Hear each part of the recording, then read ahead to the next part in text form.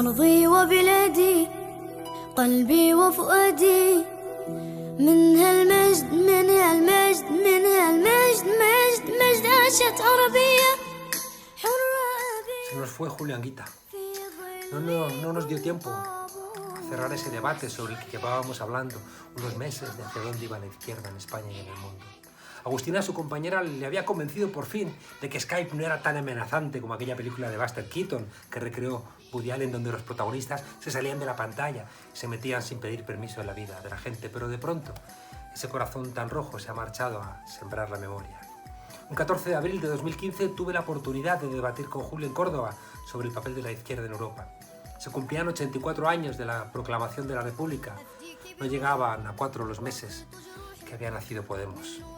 Habíamos escrito Julio y yo un libro, juntos, hablando a la izquierda de lo posible.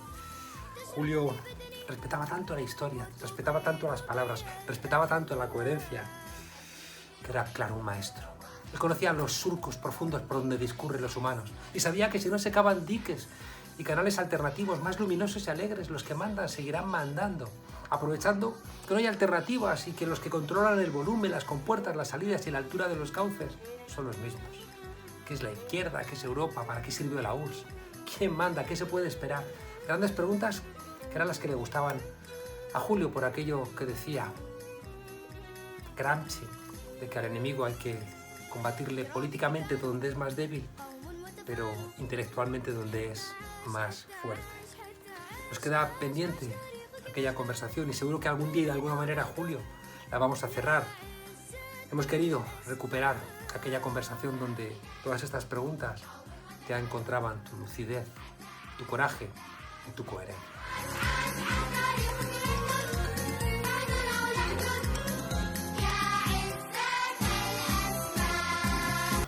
Un anhelo que siempre viene de abajo.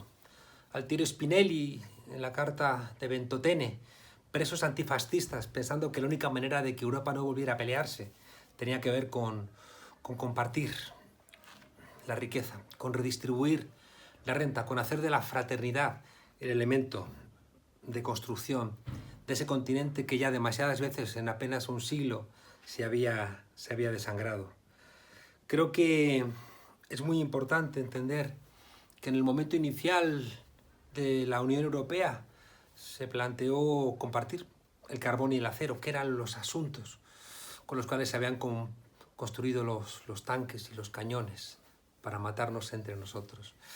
Y se entendió que compartiendo esos recursos indirectamente se estaba planteando que nadie iba a ser más rico que nadie y que por tanto la Carta Social Europea, que todavía tardaría en aparecer, debía ser ese compromiso de construcción de una Europa que realmente fuera algo marcado por la unión.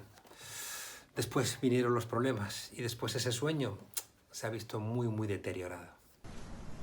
La idea de una Unión Europea es antiquísima. Hunde sus raíces en el Sacro Imperio Romano Germánico y se desarrolla a través de la Edad Media.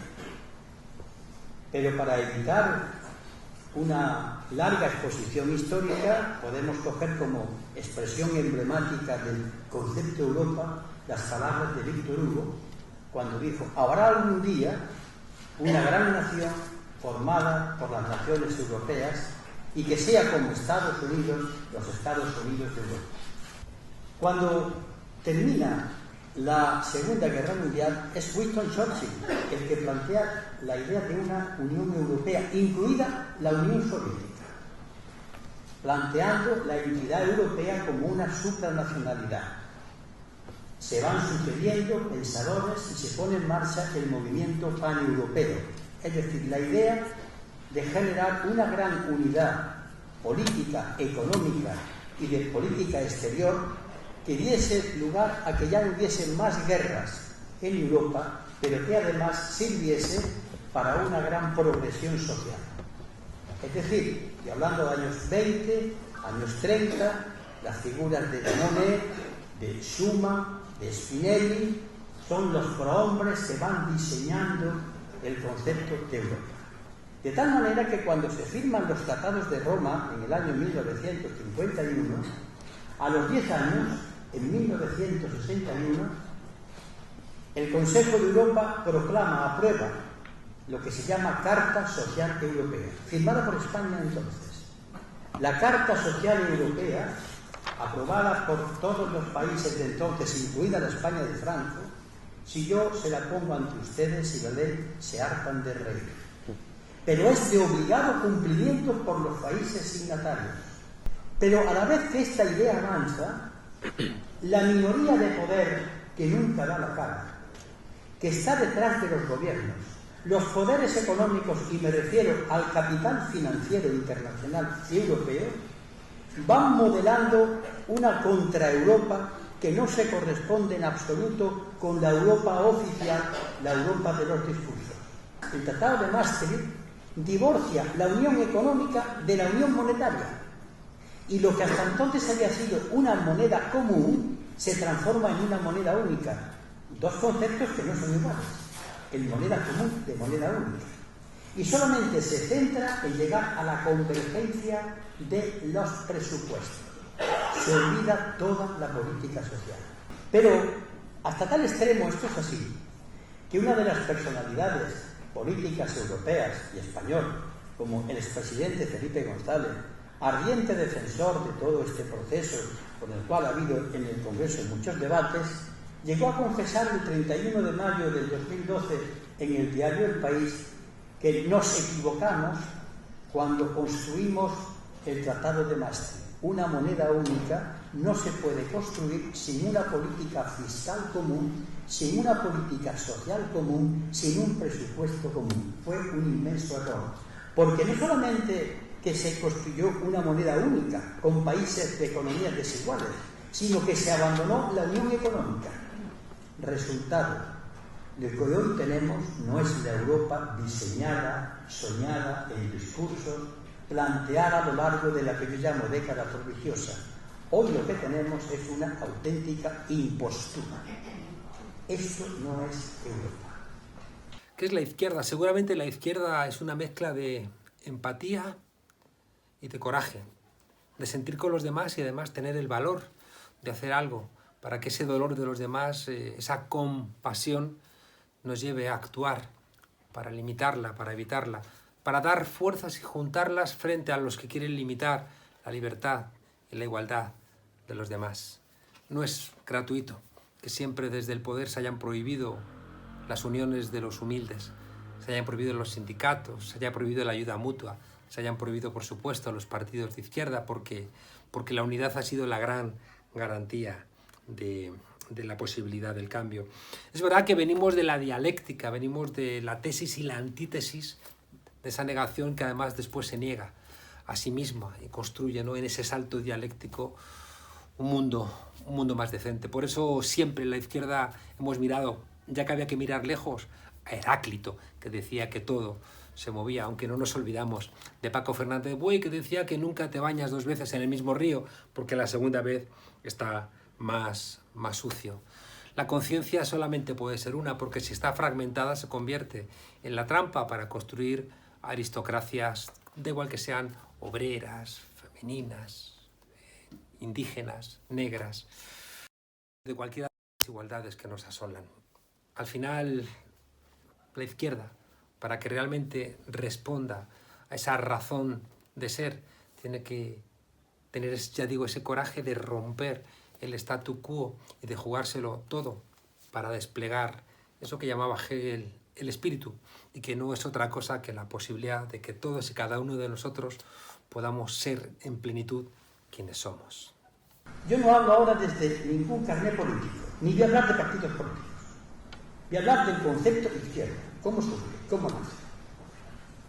Y el concepto de izquierda es un concepto ideológico, que tiene su origen histórico, más allá de que a lo largo de la historia podamos vislumbrar sus orígenes, que los tienen, pero que en la edad moderna se concreta en un momento, la Revolución Francesa, y se plasma en la Constitución Jacobina de 1793, en la Convención, y que tiene como eje fundamental, prioritario, Y hay que leer los documentos y las intervenciones de aquellos hombres y algunas mujeres, entonces, de la Convención, que la línea fundamental de lo que se calificó como izquierda simplemente por un accidente geográfico, por estar a la izquierda del que presidía la Asamblea, pero no era la izquierda por estar a la izquierda de la Asamblea, sino por los contenidos, es la defensa a ultranza de los derechos humanos.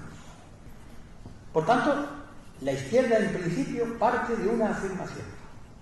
Pero esa afirmación, es la afirmación y la apuesta por los derechos humanos, enseguida choca con una realidad.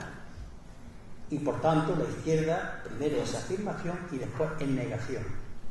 La izquierda es negación de lo que hay, del orden vigente. Es más, en una situación de izquierda paradisíaca, en el reino de cualquiera de las utopías o sueños que ha habido a través del pensamiento del movimiento obrero, situémonos allí. Siempre habrá alguien que dirá, es perfectible, esa es la izquierda. En una situación, repito, de izquierda, siempre habrá que diga, hay que mejorar. Es por tanto el criticismo permanente. Por tanto, la izquierda no puede asumir, no puede decir que sí a los tres conceptos que desarrollan la Trinidad capitalista: mercado, competitividad y crecimiento sostenible. ¿Qué quiero decir? Que desde la izquierda, incardinada históricamente y ante lo que estoy planteando, no se puede admitir que lo que llamamos hoy economía dirija al mundo.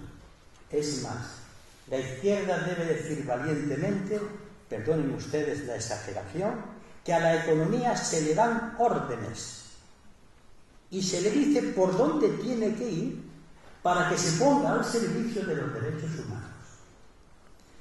La izquierda tradicionalmente pues ha defendido las causas del movimiento obrero, pero a veces no es así. Yo no estaba de acuerdo con el movimiento obrero de Lech Walesa, ni estoy de acuerdo cuando el movimiento obrero se pone en plan nacionalista. Desde la izquierda eso no es entendible. Quiero decir que la izquierda es un concepto intelectual que a lo largo de la historia y de las 4 internacionales que ha habido ha estado ligado a, pero mientras que el movimiento obrero portaba en su seno la capacidad de ser una sociedad alternativa.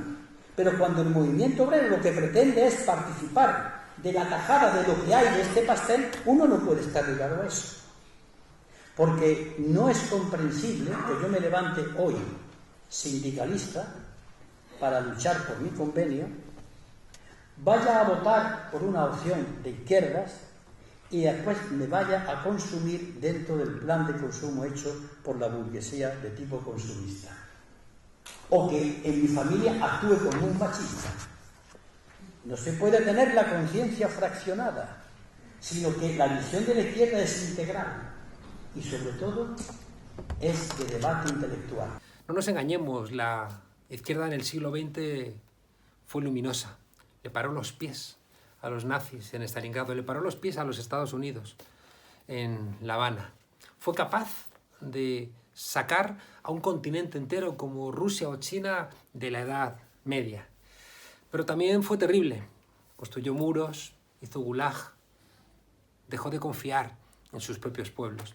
Y fue profundamente ingenuo, sobre todo porque pensó que bastaba nacionalizar toda la economía o construir un único partido o intercambiar justicia por libertad para traer el mañana. Y no es verdad. O sea, hay una cosa que hemos aprendido en el siglo XXI es que la izquierda está constantemente abierta, que la izquierda es un movimiento constante allá donde surge una desigualdad que se debe a alguna construcción social. Nunca va a surgir la izquierda porque alguien sea más alto, más guapo, ni siquiera más listo. El problema es cuando de repente cualquier elemento personal quiera ser utilizado para que otros dediquen su vida al servicio de esos privilegiados. La izquierda encontró en la Unión Soviética su gran referente, porque era la patria de los obreros y de las obreras. Aquello se torció, pero no nos olvidemos de algo. Si tuvimos estados sociales en Europa, si hubo estados desarrollistas en América Latina, fue porque existía ese faro de la Unión Soviética, que ahora a posteriori podemos decir que era un faro errado, pero que en aquel momento concitó las fuerzas, las ilusiones, los sueños de lo mejor del ser humano, porque sin ese anhelo que leía el mundo que estaba pasando en la Unión Soviética, no tendríamos prácticamente ni sufragio, ni derechos laborales, ni educación pública, ni sanidad pública, ni prácticamente nada. ¿Y sabéis cuál es la prueba? Que cuando desaparece la URSS, todo eso empieza a ponerse en cuestión. El que les habla a ustedes, cuando recibe la primera información de la desaparición del régimen soviético, pues dice, bueno, ahora podemos luchar sin ese lastre. Pero al decir eso, le digo a ustedes que gracias a ese lastre no llegó la barbarie que hoy nos ocupa. Si la Unión Soviética no hubiese desaparecido, el capital no se hubiese atrevido a hacer lo que está haciendo, a pesar de los fallos y errores de la Unión Soviética y de sus aciertos. Porque la gesta de la creación de la Unión Soviética frente a la lucha de 14 naciones invadiendo la naciente revolución, frente a 132 idiomas en su territorio, la sexta parte de los territorios emergentes, fue una gesta heroica, llena de errores y de horrores, que también hay que decirlo. Pero también, por primera vez, ese pueblo comió, estudió y tuvo sanidad. La cara y la cruz. Surgió lo que yo llamo la utopía de 1989 y que se dice de la siguiente manera. Finalizado el régimen de los cutres comunistas, expresión de algún presidente de gobierno español, acabado la dictadura roja, acabado aquel régimen de oprobio y de sumisión de la ciudadanía y todo lo que ustedes quieran, surgió como la virtud surge igual que Venus, la Venus de Botticelli sale de las aguas, la socialdemocracia europea. La socialdemocracia europea entonces se plantea frente a la gente, señores, han desaparecido los bárbaros, ahora nosotros somos los portadores de la auténtica y genuina izquierda. Hay un galopar a disolver los partidos comunistas que no tenían nada que ver con aquello para irse a la naciente socialdemocracia europea. Y la socialdemocracia europea se queda sola como representante de la izquierda. Pero aquella socialdemocracia empieza por transigir, con Tony Blair y otros que no cito, todos los avances del neoliberalismo. Es decir, desaparecido aquello, no encontró adversario en la izquierda, de tal manera que encontramos a un Tony Blair diciendo la izquierda es la izquierda del centro, y otro presidente de gobierno español que dice la izquierda son los empresarios que invierten. Estas afirmaciones de definir a la izquierda como la partidaria del progreso, de la competitividad y de entrar dentro de la esfera de la trinidad capitalista ha sido la norma desde entonces. A mí en la cuestión de palabras nunca me he peleado por ellas, pero sí que para mí la izquierda, o agapito, si le llamamos agapito, no se llama izquierda, es la negación de lo existente, es decir, yo no asumo ni el mercado, ni la competitividad, ni el crecimiento sostenido como filosofía de vida. Es demás, incluso le tengo declarada una guerra de agresión intelectual, por supuesto. En segundo lugar, como contrapartida, los derechos humanos en sus tres generaciones, políticos, económicos, sociales y medioambientales. Y en tercer lugar, el ejercicio consecuente de la democracia. Y si hay partidos con símbolos de puño y rosa, de hoz y martillo, o como quiera que se llamen, que niegan estos principios, para mí no son la izquierda. ¿Quién manda? Bueno, siempre han mandado aquellos que han conquistado el poder y han tenido la astucia para mantenerlo. El Estado ha ayudado mucho en ello, porque el Estado al fin y al cabo es el que refleja los surcos que van dejando en él aquellos que han ganado históricamente las batallas, los hombres sobre las mujeres, los blancos sobre cualquier otra raza, los ricos sobre los pobres, los empresarios sobre los trabajadores, los heterosexuales sobre los homosexuales, los creyentes sobre los laicos. Al final todas esas victorias van construyendo un privilegio que frena la posibilidad de que ese impulso por la igualdad, que es el impulso que mueve la historia, es el motor de la historia, la lucha contra las desigualdades, ya digo, tenga dificultades porque lo gripa ese poder que tienen los que controlan los almacenes donde la historia se mueve. Se hundió la Unión Soviética y empezamos a tener dificultades para poder perfilar esa alternativa, pero hay una cosa muy clara: cada vez que alguien dice que no, y no lo dice como la búsqueda de un privilegio, sino que es un no colectivo, es una teselita, es un pequeño azulejo del mosaico que va colocándose en la pared, y el dibujo al final aparecerá cuando todas esas teselas estén puestas ahí. Es verdad que es muy complicado a veces colocar esas teselas cuando parte de los que están construyendo contigo esas luchas abandonan la pelea y, siguiendo manteniendo en su nombre la idea del socialismo, bueno, pues se fueron a militar en las filas del modelo neoliberal. El centrismo siempre es una petición de ceder por la izquierda. Y claro, al final, cuando parece ser que lo que era políticamente correcto era ser de centro, no había mucho espacio. Pero nosotros aprendimos que nunca, nunca vamos a ver a nadie delante de un pelotón de fusilamiento gritando antes de ser ejecutado: ¡viva el centro! Porque por ser de centro nunca te fusilan. El poder no lo tiene don Mariano Rajoy ni doña Ángela Merkel. El poder lo tienen los que dominan las estructuras financieras, y a veces se les escapa del propio poder a ellos porque ha tomado un propio funcionamiento, que va ligado a las posiciones egoístas personales. Por eso yo digo que el sistema capitalista no es como se imaginaba en el siglo XIX, un señor con sombrero de chistera, una barriga voluminosa en leontina. Nosotros formamos parte del sistema, en la medida en que decimos: yo quiero un dinero rentable, no me importa cómo, ya estoy entrando dentro del sistema. Tengo que competir como el otro para ganarle, ya estoy formando parte del sistema. Por tanto, desde la revolución o desde la izquierda, la lucha por una sociedad distinta también comienza por un hombre y una mujer totalmente nuevos.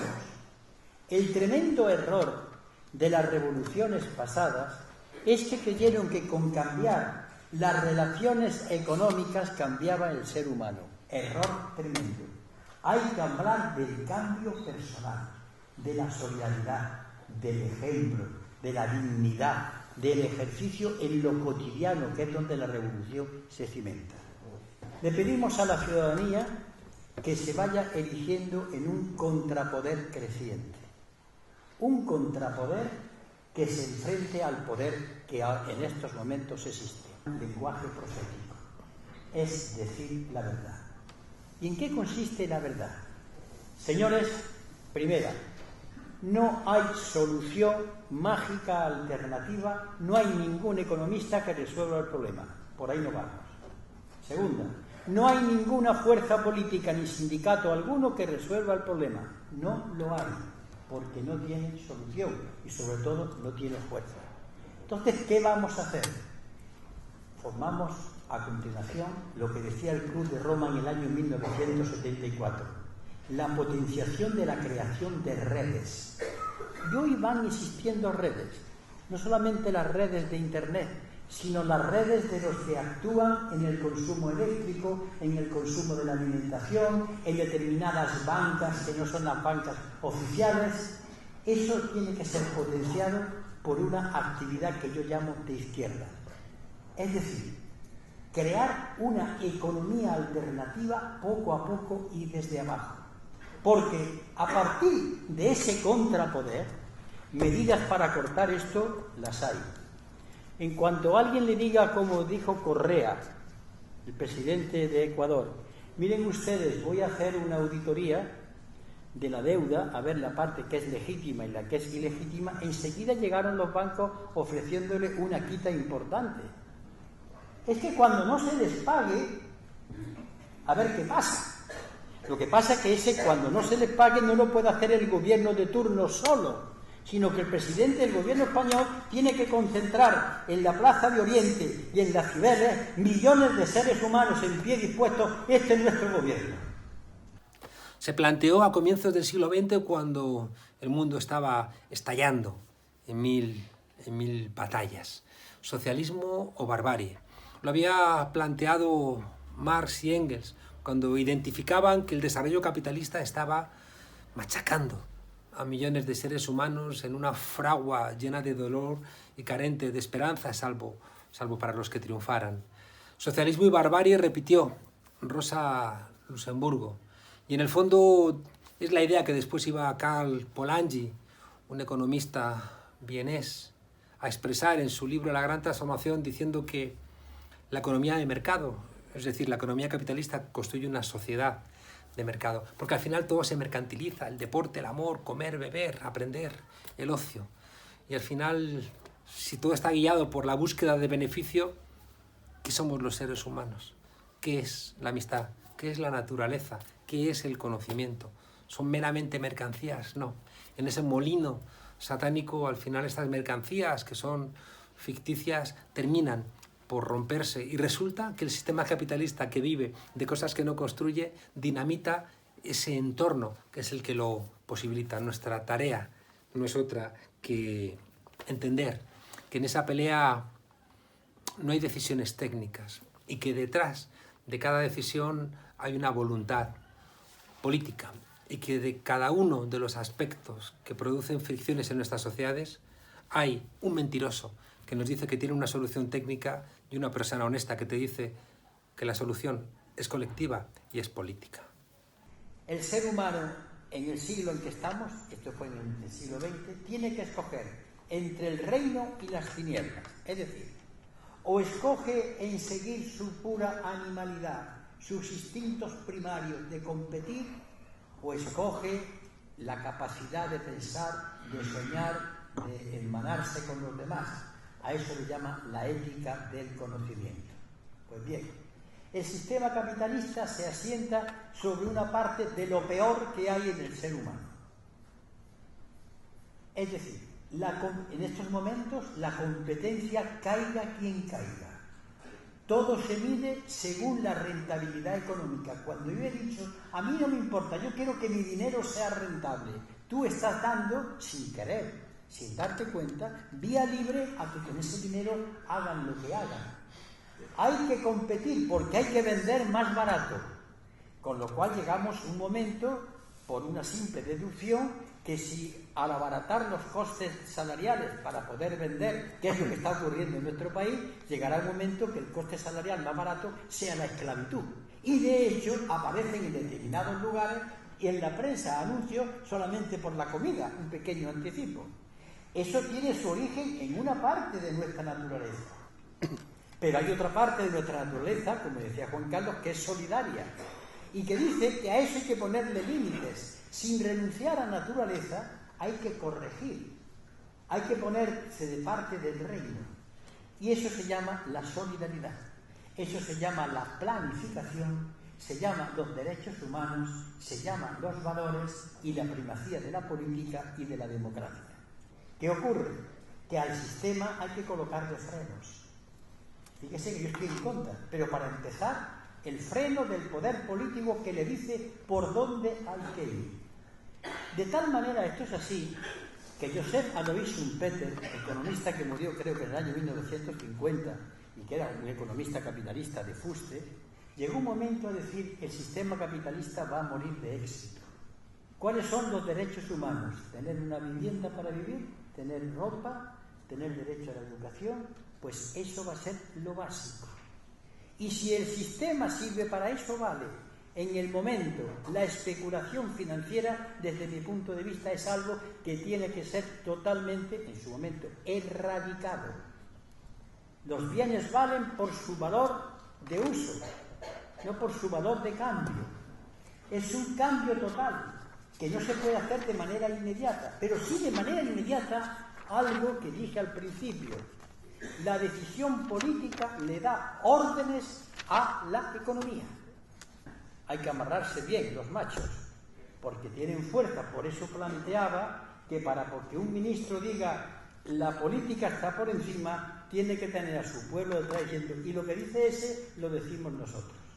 Esta es la manera de corregir, por tanto, la irracionalidad de un sistema que, como dijo Mari, no se equivocó, lleva en sí mismo los gérmenes de su autodestrucción. Se despliega el espíritu, como decía Hegel. Somos más libres, somos más iguales que en siglos anteriores. Hay algunos aspectos, como la esperanza de vida, como el papel de las mujeres, como la mortalidad infantil, que parecen apuntar en una dirección optimista, pero hay demasiados elementos que nos hacen tener una mueca en esa sonrisa bien intencionada. Sabemos que crecimos mucho y que sobre todo en el interregno entre los años 40 y los 80 hubo una explosión del desarrollo humano, pero que lo pagó, no nos olvidemos, la naturaleza, lo pagaron las generaciones futuras y lo pagaron los países del sur. La idea es que, claro, tenemos que ser optimistas, porque si no somos optimistas es que ya nos han derrotado, pero ese optimismo tiene que ser un optimismo trágico, que tiene que ser consciente de que el desarrollo de la emancipación humana es muy difícil porque los poderosos constantemente tienen muchas armas y además han conseguido engañar a mucha gente durante mucho tiempo. Las leyes, nos va a contar Julio Anguita recordando el argumento de Trasímaco, una parte expresan la voluntad de los poderosos, sobre todo en el ámbito internacional, pero a veces, como plantea Julio, los poderosos tienen que cumplir sus propias leyes, porque las leyes reposan en una idea de legitimidad. Legitimidad es lex íntima, es decir, es una ley que se interioriza como propia. Y cuando las mayorías hacen de las leyes una exigencia de cumplimiento, irrumpen las masas en la historia y la historia da saltos y entonces sí que ahí el espíritu se despliega. Yo definiría la izquierda y la derecha por lo siguiente, lo dije al principio.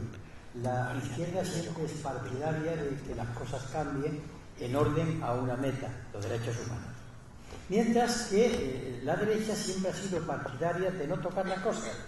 Están bien así, porque además añade, es que es la naturaleza humana. Y la naturaleza humana es mala por el pecado original y por tanto no puede cambiar. En el primer libro de la República de Platón hay un diálogo entre Sócrates y un sofista del Helesponto llamado Trasímaco. Trasímaco le dice a Sócrates, Sócrates, desengáñate. Mira, las leyes las hacen siempre los que tienen el poder. Lo que pasa es que tienen la inteligencia suficiente de hacerle creer a la gente que son para todos, que es por el bien general. Genial, Trasímaco. La clavó. Pero más la clavó Sócrates cuando le dice, sí, verás, Trasímaco, pero hay una cosa. A veces el poder no puede cumplir sus propias leyes y entra en el cinismo. El grupo conservador como teoría política es el cinismo que defiende unas leyes y no puede cumplirlas. El cinismo es hablar de derechos humanos y no procurar porque haya vivienda. El cinismo es hablar de paz y gastar en gastos de armamento que, oh paradoja, no se pueden usar esos armamentos porque son inútiles, no quieren entrar en contar determinadas cosillas. La derecha ya como grupo no es ni más ni menos que la falsificación, el no poder cumplir la ley que ella dice defender. Y los casos están así. Y cuando haya una izquierda que cometa lo mismo, ya no es izquierda, es derecha.